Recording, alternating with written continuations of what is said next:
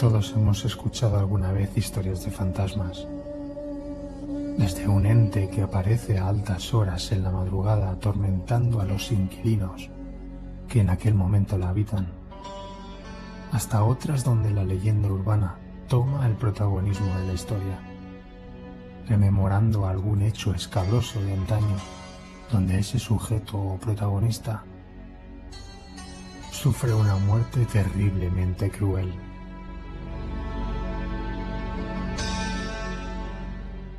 Si dejamos las historias de lado, uno de los miedos más profundos y en los que las películas mayormente se basan es el miedo a observar un espectro cruzar el pasillo mientras sufrimos la soledad del momento, y ese miedo a poder presenciar ese otro lado manifestándose ante nuestra presencia solitaria en la noche.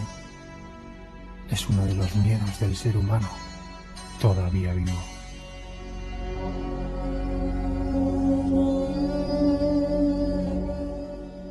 Esta noche vamos a tener un poco de ambas cosas, una leyenda, una historia típica de fantasmas, pero vamos a intentar sumergiros en la que para nosotros va a ser una experiencia única.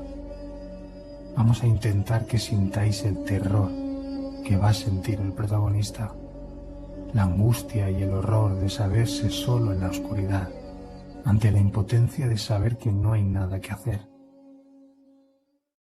Esta historia se llama La Silbona.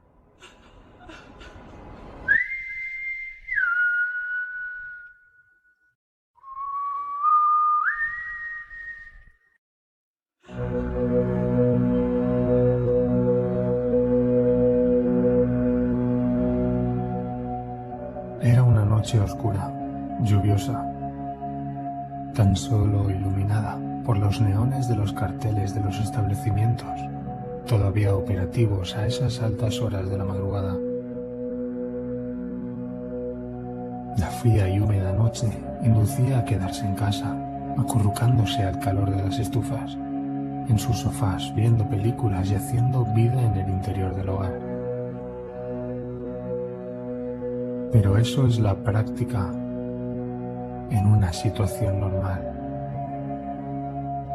Y como todo en esta vida, todo es imposible si hablamos de lo normal.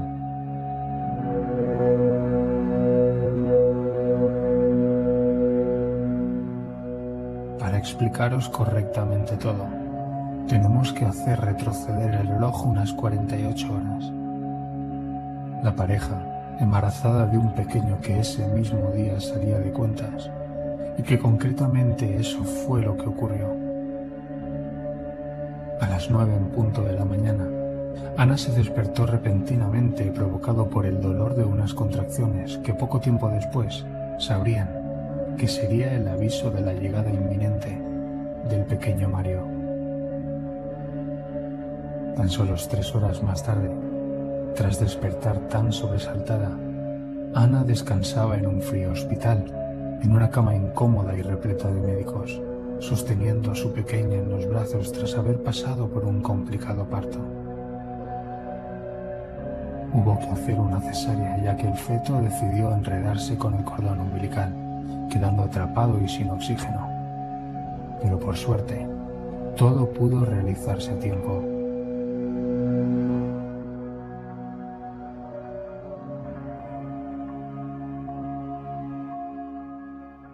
Aquellos días la previsión meteorológica informaba de la intrusión de una terrible borrasca que anunciaba una gran cantidad de tormentas asociadas a grandes acumulaciones de agua en un corto tramo de tiempo. Aquella zona era asidua a ese tipo de tormentas, sobre todo en otoño y en primavera. Concretamente esta ocasión nos situamos en un 22 de noviembre, en pleno otoño. 40 horas después del alumbramiento, Ana era dada de alta y ya debería recuperarse en casa.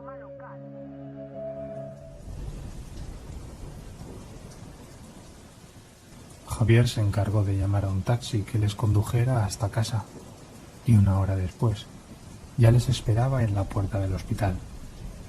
La pareja, junto a su bebé, montó en el taxi en medio de la ya incesante y helada lluvia.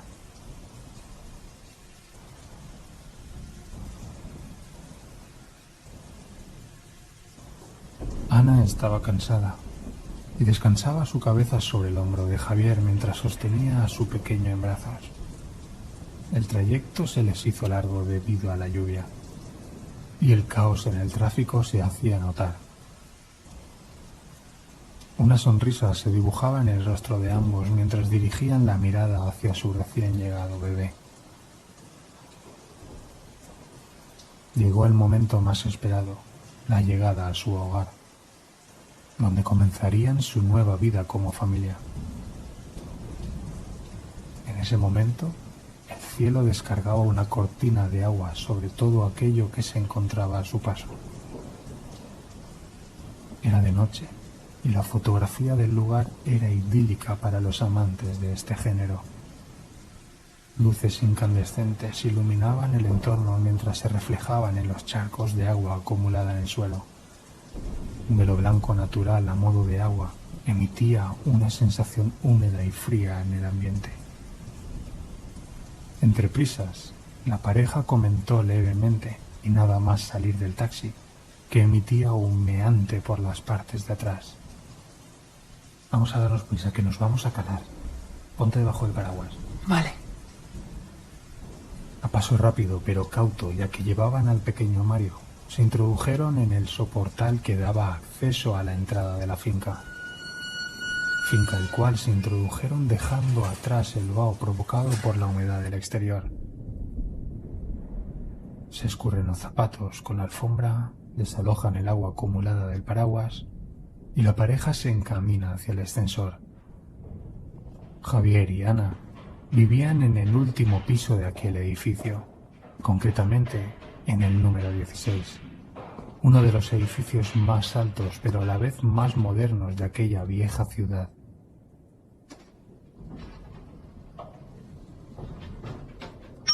Accionan el botón que les conduce hacia su piso y comienza a elevarse aquel aparato. Primer piso. La pareja comienza a hablar de lo que debían hacer nada más llegar a casa. Vamos, que estaban repartiéndose las obligaciones. Segundo piso. Ana iría a cambiar al pequeño Mario para ponerlo algo más cómodo y calentito, mientras Javier iría organizando la cena, a la vez que recogería la casa de diversos objetos dejados en medios provocados por la rapidez de su marcha hacia el hospital, para dar a luz a Mario. Tercer piso. La pareja observa el luminoso que indica el piso por el que ascienden, impacientes de la llegada. Noveno piso.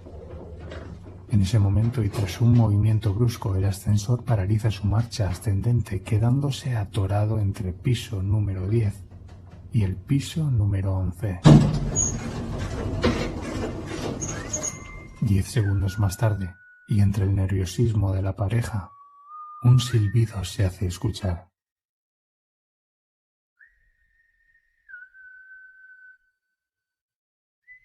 ¿Escuchas eso? Sí, claro. Oiga, ¿puede llamar a alguien para que nos saque de aquí? ¿No nos oye? Espera. Oiga.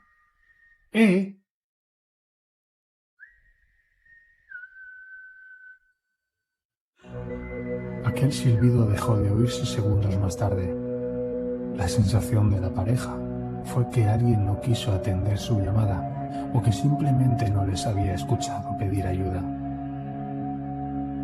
Durante aproximadamente unos 45 minutos y en un tiempo espaciado de 5 minutos, Javier pedía ayuda, tanto por el avisador sonoro del propio ascensor, como voceando por si alguien lograba escucharles.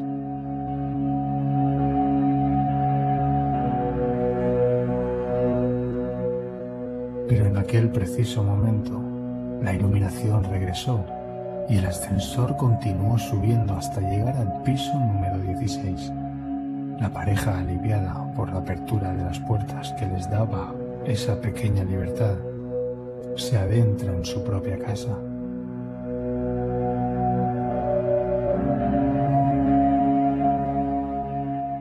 El piso de Javier y de Ana Era el típico ático de cualquier edificio.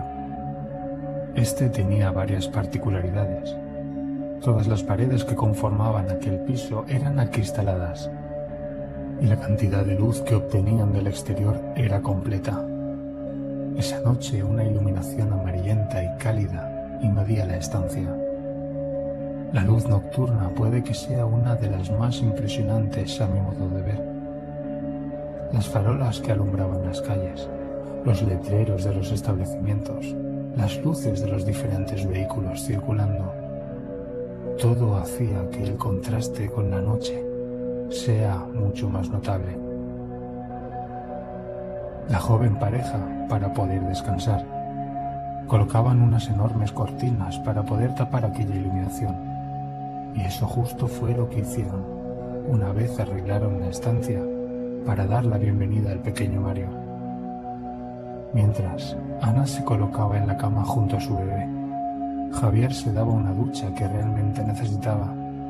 Cuando llegó de nuevo a la habitación, Ana y Mario estaban ya dormidos, por lo que, con sigilo, intentó coger a Mario de los brazos de Ana para colocarlo en su cuna.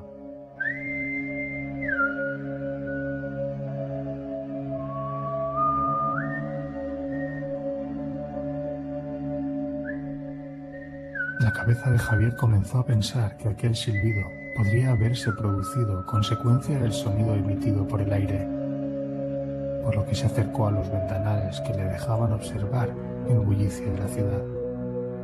Esa mirada fija en el horizonte fue la que le mostró por primera vez el rostro de lo sobrenatural.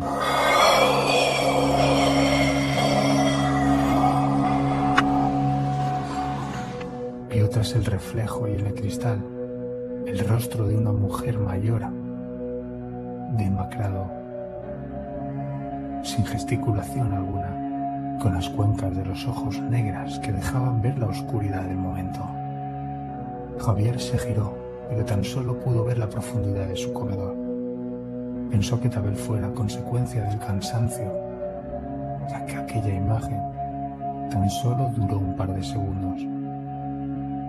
Decidió que ya era hora de descansar, por lo que se metió en su cama, se acurrucó junto a Ana y descansó durante toda la noche.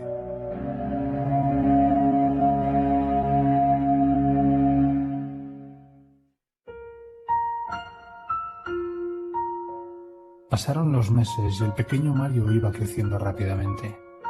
Mientras tanto, se sucedían las noches en vela, los biberones a altas horas de la madrugada, los cólicos lactantes y todo el berenjenal que conlleva un recién nacido.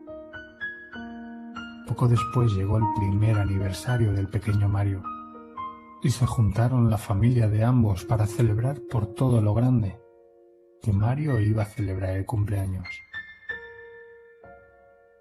Mario iba creciendo y sucedieron los años donde el pequeño empezó la guardería. Antes de lo normal, con la edad de 2 años. Mario ya sabía andar y ya esbozaba alguna frase para comunicarse. El pequeño acudía a la guardería a la temprana edad de 2 años, por el trabajo de sus padres y la imposibilidad de poder dejarlo con nadie de confianza por el mismo motivo. Pronto, Ana y Javier le prepararon una habitación a Mario para que comenzase a dormir solo. Compraron una cama con decoración infantil, le prepararon un mural infantil en la única pared de cemento de la habitación y le adornaron la estancia para que comenzara a sentirse cómodo a la hora de dormir. Justo enfrente de la cama, Ana le preparó una estantería donde colocó sus juguetes y alguna muñeca que todavía conservaba de cuando ella era pequeña. Un total de 12 muñecos estaban expuestos como un desfile de Toys R Us. Esa estantería fue en la que decidieron colocar un vigilabebés para comprobar el estado del pequeño Mario en todo momento, mientras él se encontraba en el interior de la habitación.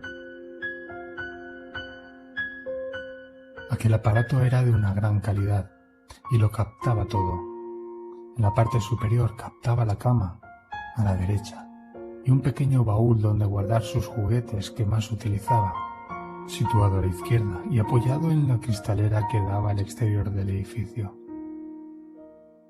En la parte inferior recogía la estantería de muñecos y un pequeño armario donde almacenaban la ropa de Mario, a la izquierda, y la puerta de entrada a la derecha.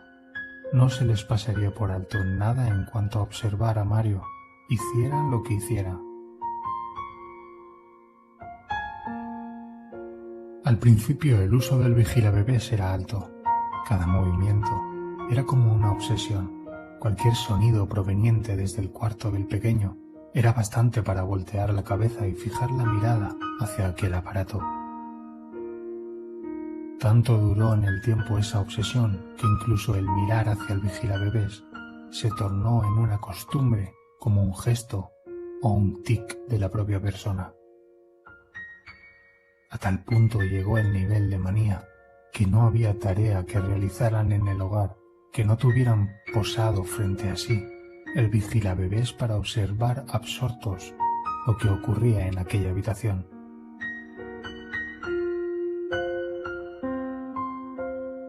Pero aquella noche, la madrugada del 22 de diciembre, a eso de las 4 de la mañana, la vida de la familia tomó un rumbo que ya no podrían reconducir.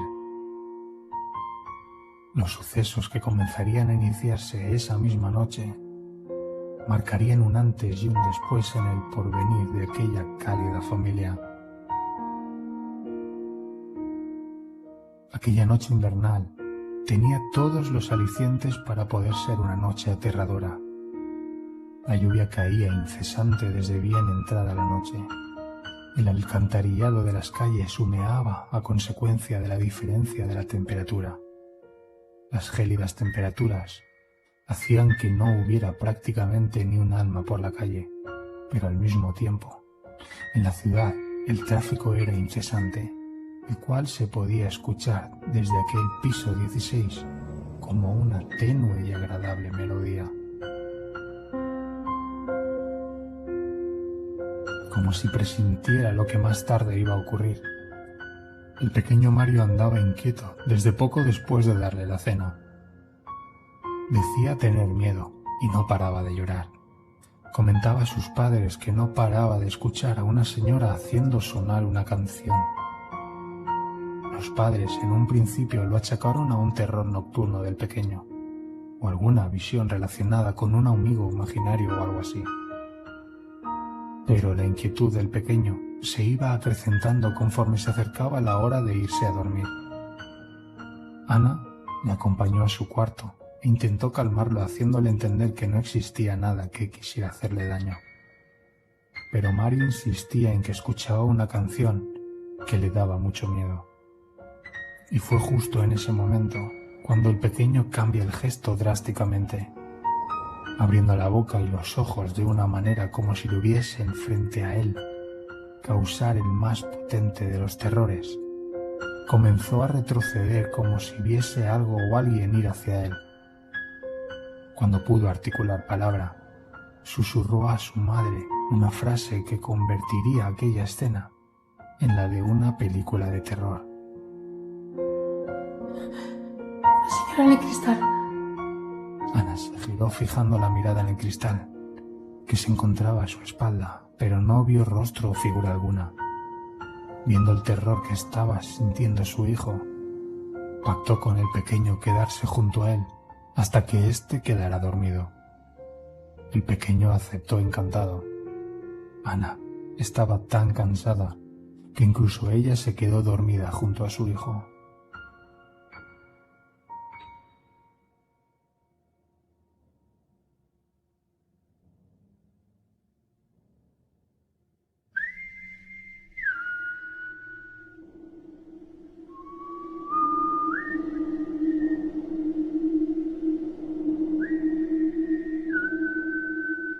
El reloj marcaba las 4 de la madrugada. La luz romántica de la ciudad y ese silbido incesante lograron despertarla de aquel sueño profundo. Había sido un día duro y realmente quería seguir durmiendo, pero aquel silbido no cesaba. No era molesto, pero se metió en su mente lo justo para no dejarla dormir, conforme lo estaba haciendo. A continuación se inclinó en la cama hasta quedarse sentada y se quedó por unos segundos observando la panorámica de la ciudad y aquel cielo rojizo que amenazaba con seguir dejando caer agua. El cristal estaba lleno de gotas de lluvia que se deslizaban desde arriba hacia abajo por el ventanal.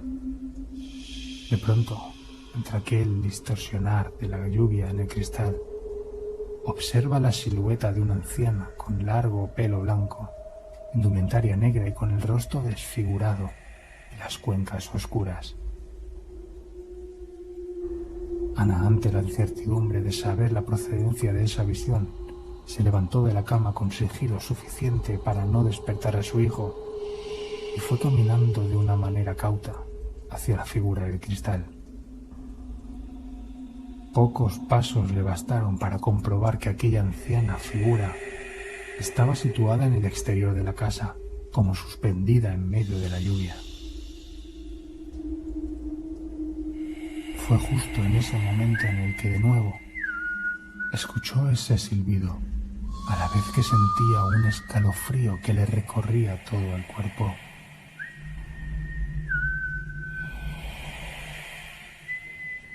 Cariño, ¿qué haces? Nada. Me acabo de despertar y quería observar la lluvia. Ana, yo también lo he visto. ¿Cómo? Sí, me ha despertado ese silbido y como por inercia me he puesto mi vista en el vigilabebés. Y estabas ahí levantándote de la cama en dirección hacia la figura de la ventana. Esa anciana. Yo también la he visto.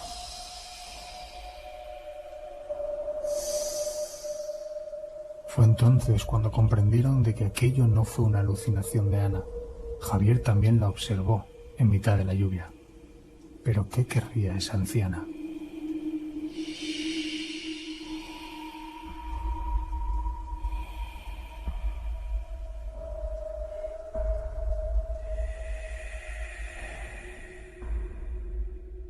A la mañana siguiente, la pareja conversó mientras desayunaba de lo visto la noche anterior.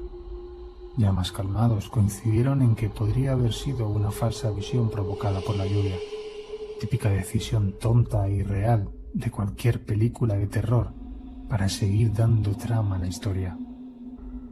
Estaba claro de que aquello era real, y ambos la vieron.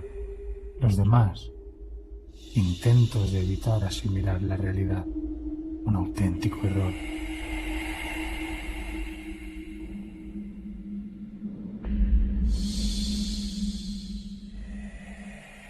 Esa misma noche, ya sin la obligación de acostarse pronto ya que era fin de semana, con Mario en la cama, la pareja se sentó a ver una película.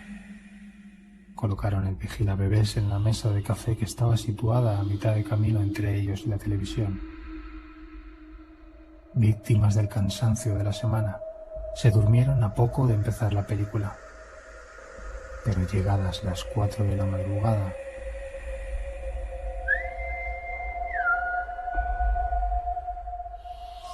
Javier se despertó a causa de aquel silbido de nuevo, una noche más. Pero al llevar la mirada hacia el vigilabebés, observa que su hijo no está en su cama. Mira nervioso todos los rincones de la habitación intentando encontrarlo lo más rápido posible. Al no dar con él, se personó en la habitación y por más que lo buscaba, no logró encontrarlo. Hasta que de nuevo, ese silbido se hizo notar.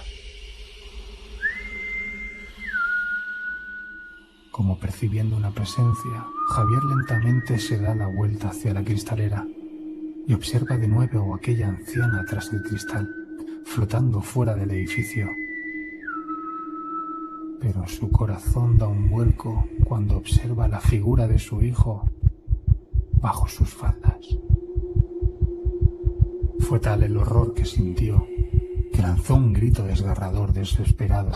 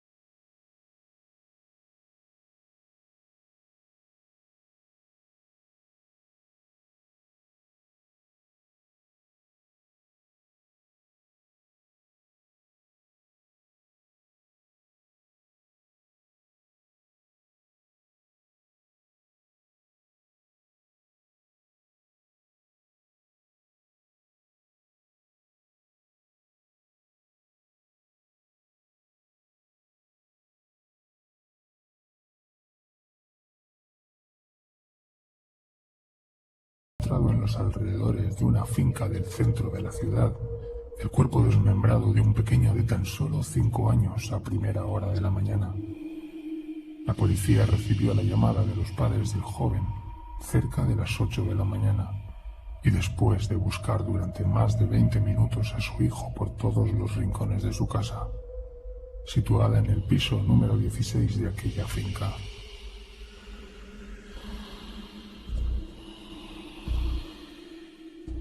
El padre ha declarado haber estado observando una figura de origen desconocido rondando varios días en torno al hogar de la familia. Los padres del pequeño han necesitado atención psicológica en el lugar de los hechos. La policía investiga qué pudo causar la muerte del pequeño. Se investiga su entorno familiar.